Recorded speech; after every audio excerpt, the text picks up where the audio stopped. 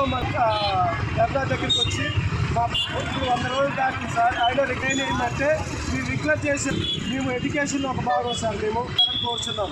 Main ఏంటంటే sir కేంద్ర ప్రభుత్వం 60% ఇస్తుంది కాబట్టి నాయకులు అయితే మీకేం ₹1 కూడా పడదు. ఢిల్లీ, ఛత్తీస్గఢ్, ఢిల్లీ, త్రిపుర ఇవన్నీ రాష్ట్రాలు చేశారు సార్. మిగతా రాష్ట్రాలు కూడా ఫేస్ తెలుస్తుంది సార్. మా యొక్క డిమాండ్ మెయిన్ సార్.